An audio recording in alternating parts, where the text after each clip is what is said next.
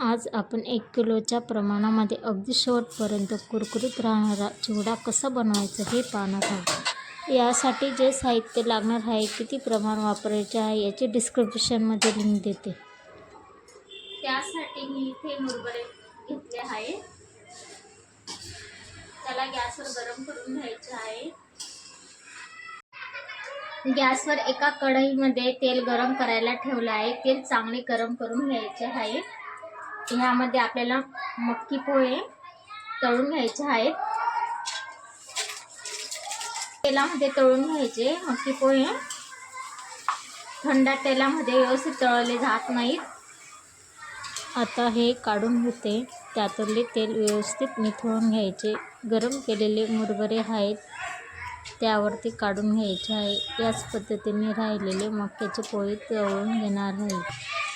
मक्की पोहे सगळे असेच तळून घ्यायचे आहेत। यामध्ये आता आपल्याला शेंगदाणे तळून घ्यायचे आहेत। शेंगदाणे बारीक गॅसवर तळायचे आहेत।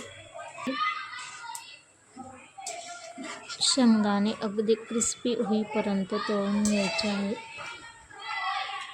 शेंगदाणे तळले गेलेले काढून घेऊ। आता ह्यामध्ये डाळ तळून घेणार आहोत।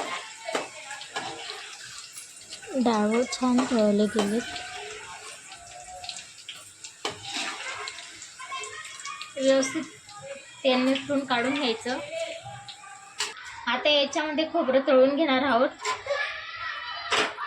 खोबऱ्याचे काप व्यवस्थित एकसारखे कापून घ्यायचे। जास्त लाल तळू द्यायचे नाहीत, मीडियम फ्लेमवर तळू द्यायचे खोबरं। खोबरं तळले गेले आहे ते काढून घेऊ। तेल उतरू द्यायचं व्यवस्थित। आता मुरमुरेमध्ये साहित्य घातलेले हे व्यवस्थित मिक्स करून घ्यायचं। आता ह्यामध्ये कढीपत्ता तळून घ्यायचा आहे।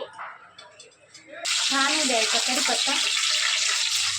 यात घालू आपण आता कढीपत्ता मुरमुरेमध्ये। हिरवी मिरची तळून घ्यायची, बारीक काप करून घ्यायची हिरवी मिरचीचे छान। तुम्हाला वाटलं तर तुम्ही जाडी करू शकता।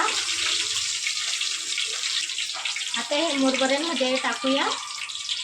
त्यानंतर आपल्याला लसूण तळून घ्यायचं आहे। लसूण ठेचून घेतलेला आहे। आता यामध्ये कोथिंबीर तळून घेऊ।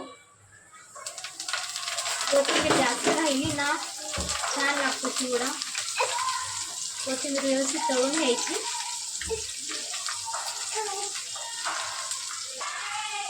आता आपल्याला ह्या तेलामध्ये मसाले तळून घ्यायचे आहेत। मीठ, हळद, तेल। गॅस बंद करायचा आहे। त्यामध्ये आपल्याला हिंग टाकायचं आहे। गरम तेलामध्ये कधी हिंग टाकला, हळद टाकला तर चिवड्याचा रंग बदलतो। त्यामुळे गॅस बंदच करायचा आहे। हिंग टाकलं, हळद टाकली, त्यामध्ये काश्मीरी मिरची टाकायची आहे। त्यानंतर जिरे पूड टाकायचे आहे। आमचूर पावडर टाकायची आहे। चिवडा मसाला टाकायचा आहे।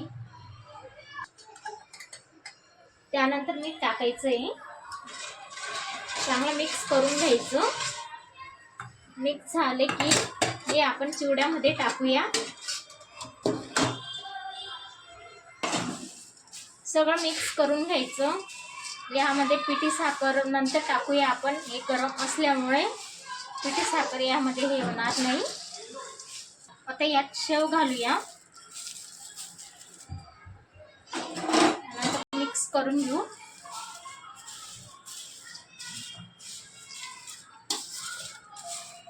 छान रंग आलेला आहे चिवड्याला। आता आपण यामध्ये पिठी साखर घालूया। पिठी साखर घातल्याने चिवडा छान लागतो। थोडी थोडी घालूया। त्यानंतर मिक्स करू।